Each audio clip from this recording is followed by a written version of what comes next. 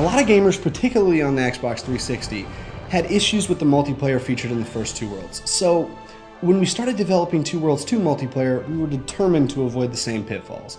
And I think players will be really happy when they see the polished final product. By taking a fresh approach, we've managed to not only incorporate an incredibly cohesive vision, but also eliminate any game-breaking lag. The social landscape we've created for players will let them hack, slash, sneak, and rapid cast their way through a deep and engaging story mode, or build their own real-time economies in village mode. Or if they're just trying to get a little down and dirty, enter player versus player mode and duke it out until someone's got to leave in a mop bucket. Nowadays, multiplayer has become an industry standard, but many titles are simply content to just tack on a few player versus player maps and boast that they offer a rich online experience. And that's just not the case with Two Worlds 2. We began planning our online modes since inception, making sure that we set the groundwork for a robust experience that both illuminates the single-player campaign while also setting it apart. For Adventure Mode, we wanted to provide entertaining, story-driven quests that dive deeper into the history of Annalore and set the stage for events to take place in the single-player campaign.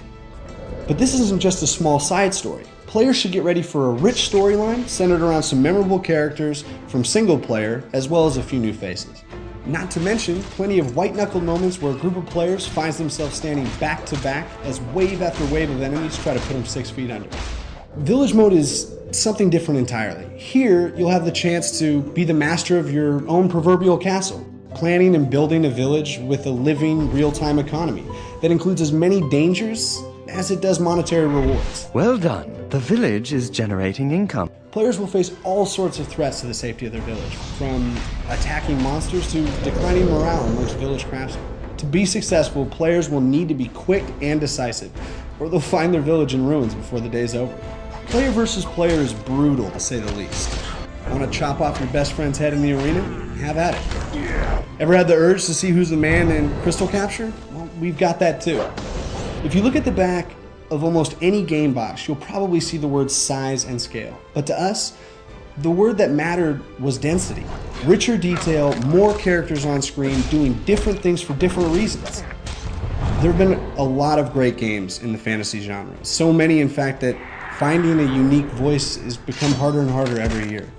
But I think where Two Worlds 2 really shines is in its ability to give an audience more of what drew them into the genre in the first place. To be honest, we've listened to the fans, and we've learned a lot from the first game, and we're all really pleased with the result.